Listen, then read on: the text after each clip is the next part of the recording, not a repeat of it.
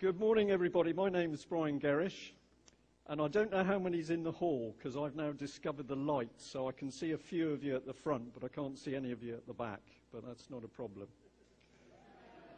I was a bit worried. And I'm also impressed because I did see a few people having a really good time last night, and I thought, will they have a hangover? And I suspect there are some. The theme is water. There won't be a problem with me and the laptop and the water because I have a little office at home which is in a roof space under 2 Velux windows. And I was at work one day, not at home, and my son called me and he just said, "Hello, Dad, shall I empty the water out?" And I said, "What do you mean?" And he said, "Well, shall I empty the water out?" And I said, "What for?" And he said, "Well, you left the Velux window open." And my laptop, whoomp. So you only do it once. Okay, now I've learned a lot from all the things that we've heard so far, so I've thoroughly enjoyed the event. And we're here about exchanging information, and I'm also well aware that last night we ended on a real high.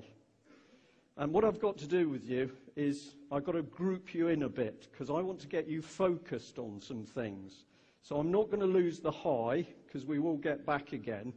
And I'm sorry it's a Sunday morning, but I'm going to take you down a bit, all right? But we will come up the other side. Thank you, machine. It'll come back. Yeah, we'll see whether it works. Unbelievable. Oh, there we are. Okay, a little bit about me. Because there's a few stories going around on the internet and the web. But I was a surface ship officer. I was not a submariner. I was a warfare officer, and I was serving in this mighty vessel in about 1983. And just for what it's worth, this is one of the towed array Leanders, and this bit on the back is a sonar for hunting submarines. And it's a very long piece of string with a piece of hose pipe attached to it, and all it did was listened. I don't know whether there's anybody who's ex-Navy here. You might be cheating, but has anybody any idea what range we could track submarines with a piece of hose pipe with a few listening devices in? Up a bit? Up a bit? Well, close. The maximum range we held a contact was 438 miles. And that's going back in 1983. So one of the things you can be sure of is technology at the moment is moved on enormously. On board, not that ship, but a later ship, we were also getting real-time intelligence. So that was being sucked in by the British and the American intelligence machine, and then it was coming in to specially cleared people on board the ship, and you would be receiving raw intelligence about things happening around the world.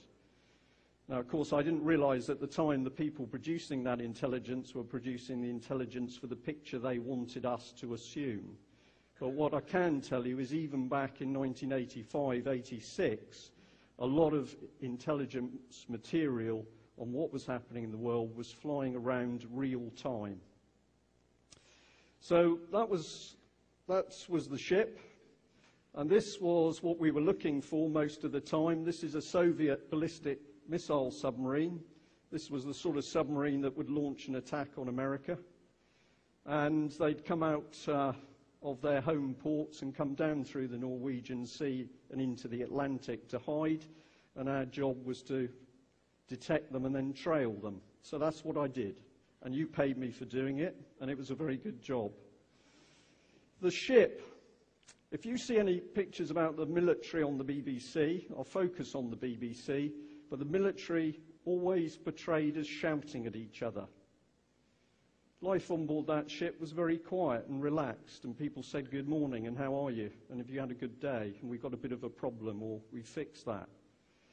So what you're told and what reality is can often be different things. So a little bit of a plug there for some good times in the Navy. When I came out of the Navy, I set up a little business. Most of you, or perhaps some of you, have heard this story. I'll just do it for the continuity. But eventually, I tried to get involved helping a local community, creating jobs, skills training, and it was focused around the dockyard area on rebuilding small boats. And this was the first one we ever did. That boat we got for £100. It was a wreck, and a little team rebuilt it. And then we started to get information on HMS Beagle, which sailed from Devonport with Darwin on board and Captain Fitzroy. And many of the local people in that area can trace their ancestors to the crew on board HMS Beagle. So something exciting started to happen, and then it all went wrong. Very quickly, the project was closed down. We were threatened, bullied, intimidated. And I'll join the bit up because we know that we got in the way. We got in the way of a big military-industrial complex, and some people did not want a local community empowered because those people were working to shut communities down. And if you get a sense, perhaps you live in one of the bigger cities, if you get a sense that your community is under attack, it is under attack. And we got in the middle of it, and it eventually ended up with death threats. So we were a bit annoyed, and what we did is we started a newspaper.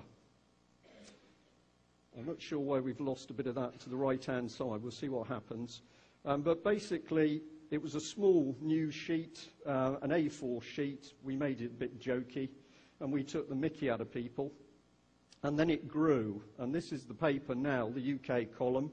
We've got some in the little market shop at the back, and I'm going to encourage you to hopefully give us a little bit of money for one, but take one away and read it, because this paper is now going throughout UK. We can't publish every month. We could do if people would give us a small donation every month, but it's going into Scotland, it's going Ireland, Wales, England, France, Denmark, and they're appearing in America, New Zealand, and Australia.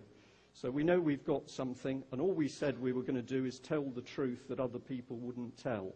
We've got 4 injunctions on us for reporting on what's happening with children. So we think this is a bit of a coup, and we'd like to keep it going. Our headlines here.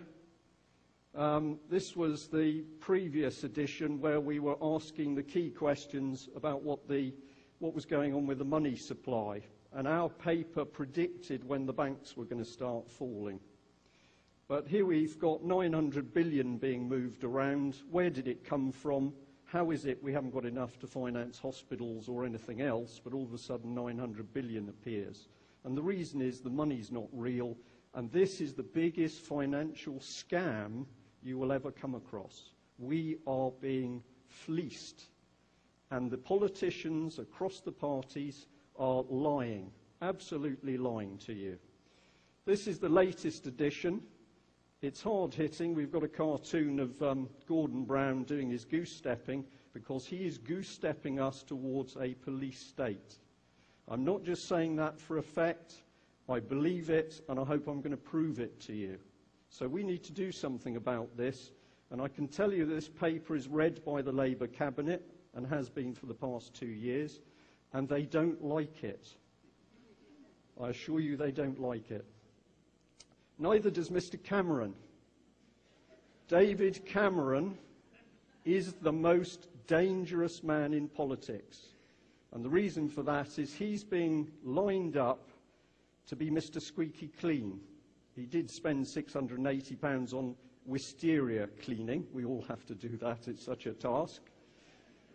He's also claimed for second homes, but all of a sudden nothing goes in the papers about Mr. Cameron. He's become squeaky clean because he's the next Cabbage Patch clone Prime Minister. And we've got to do something to stop this nonsense. And we've decided to target it by calling him a Cabbage Patch doll. Have you seen him?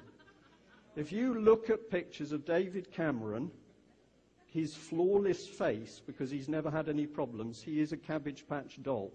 And if you open a Cabbage Patch doll's brain, you open the lid of its head, it's true.